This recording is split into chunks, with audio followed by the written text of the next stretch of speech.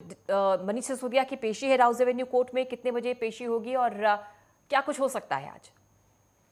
देखिए, पेशी का जो अभी समय निकल के आ रहा है सामने, वो सूत्रों के हवाले से 2 बजे का ही रहने वाला है। लेकिन अगर हम बात करें तो जैसे सीबीआई ने जब जाँच शुरू की थी, तो उसके बाद एक लंबी उनसे पूछताछ के बाद उनको गिरफ्तार कर लिया गया था और उसके बाद ईडी की भी एंट्री होती हुई दिखाई दी थी और ईडी ने भी तिहाड़ जेल में उनसे पूछताछ की थी। लेकिन लगातार मनीष सिसोदिया को ही मास्टरमाइंड बताया जा रहा है शराब नीति घोटाले की अगर बात की जाए। इस बीच इसको लेके बीजेपी भी हमलावर दिखाई दी थी लगातार सोशल मीडिया के माध्यम से भी और बहुत से मेट्रो स्टेशंस पे इस तरीके के बीजेपी की तरफ से भी प्रदर्शन देखे गए थे कि इस शराब घोटाले के जो मास्टरमाइंड है वो मनीष सिसोदिया है, लेकिन वहीं कहीं ना कहीं वो सीएम केजरीवाल को भी घेरते हुए नजर आए थे।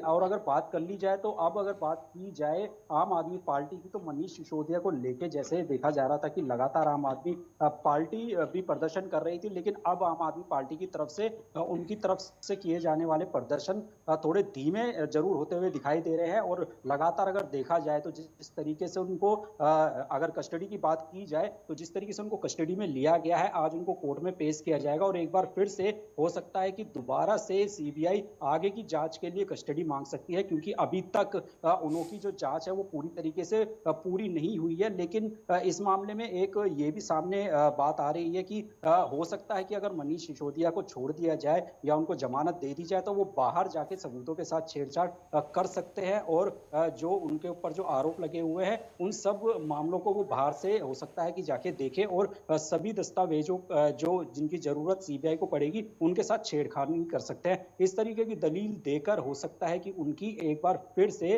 जो रिमांड है वो आगे सीबीआई मांगे और वो हो सकता है कोर्ट बढ़ा भी दे। हम्म। इधर बेल एप्लीकेशन भी लगाई थी सिसोदिया ने, जो कि रिजेक्ट हो गई। तो कुल मिलाकर इस समय काफी मुश्किलों में सिसोदिया और आगे की राह भी आसान नजर नहीं आती। सीबीआई के साथ साथ ईडी की रडार पर भी है वो। जी बिल्कुल, जिस तरीके से उन्होंने निचली अदालत में ये गुहार लगाई थी उनको उनकी याचिका वहां से रिजेक्ट हुई और उसका भी यही वहां पे कोर्ट ने भी यही तथ्य दिया कि बाहर जाके ये सबूतों के साथ छेड़खानी हो सकती है या फिर उन सबूतों को भी मिटाया जा सकता है जो इस कड़ी में एक अहम भूमिका निभाते हैं। उसी को देखते हुए याचिका खारिज कर दी गई थी और आज जब सीबीआई की तरफ से उनको रिमांड मांगा गया था तो आज फिर से उनकी याचिका पे सुनवाई होनी है। लेकिन ऐसे में हो सकता है कि उनकी सीबीआई की तरफ से दोबारा से रिमांड बढ़ाने की मांग की जाए, क्योंकि जो जांच है वो अभी तक पूरी नहीं हुई है और लगातार नए नए सीबीआई की अगर मानी जाए तो नए नए खुलासे सामने आ रहे हैं। और ये भी कहा जा रहा है जिस तरीके से जो इलेक्ट्रॉनिक दस्तावेज है उनके बारे में भी जानकारी और लेनी बाकी है, लोगों से अभी उनको मिलाना भी है, काफी लोगों से अभी पूछताछ भी करनी बाकी है, क्योंकि लगातार 90 से 100 करोड़ का मामला ये होता हुआ दिखाई दे रहा है भ्रष्टाचार का। और कोर्ट जो है वो हमेशा भ्रष्टाचार के मामलों में सख्त दिखाई देती है। हम्म। और इस मामले को लेकर पारा इस समय टेम्परेचर जो है वो काफी गर्म रहा। हालांकि अब हम देख रहे हैं कुछ समय से कि कुछ आम आदमी पार्टी का जो प्रोटेस्ट, जो हल्ला बोल था, वो पहले बहुत आक्रामक था, लेकिन अब थोड़ा हल्का पड़ा है।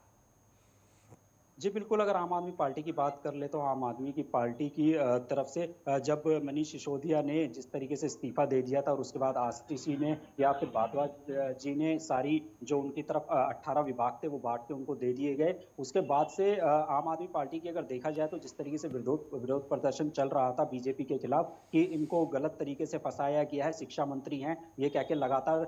कई चौराहों पे और जंतर मंतर पर भी प्रदर्शन किया गया। लेकिन अब वो विरोध प्रदर्शन कम होता हुआ दिखाई दे रहा है आम आदमी पार्टी की तरफ से। और वहीं अगर बात कर ले तो बीजेपी की तरफ से भी लगातार प्रदर्शन किए गए थे कि मनीष सिसोदिया भ्रष्टाचार में लिप्त हैं और किस तरीके से उन्होंने 100 करोड़ का जो पैसे का लेन देन है वो किया है। और आज ये देखना ये होगा कि एक बार फिर से कोर्ट क्या फैसला करती है, क्योंकि फिलहाल अभी तक अगर सीबीआई की माने तो सीबीआई की तरफ से मनीष सिसोदिया की तरफ ही सारे इशारे जा रहे हैं, क्योंकि उन्होंने जिस तरीके से इलेक्ट्रॉनिक जो दस्तावेज मिले हैं उनके आधार पर उनको गिरफ्तार किया है। और ये भी कहना है कि जो 11 लोगों की लगभग इसमें जो गिरफ्तारी हुई है उनसे आमना सामना भी कराना है और उनसे बातचीत भी करानी है।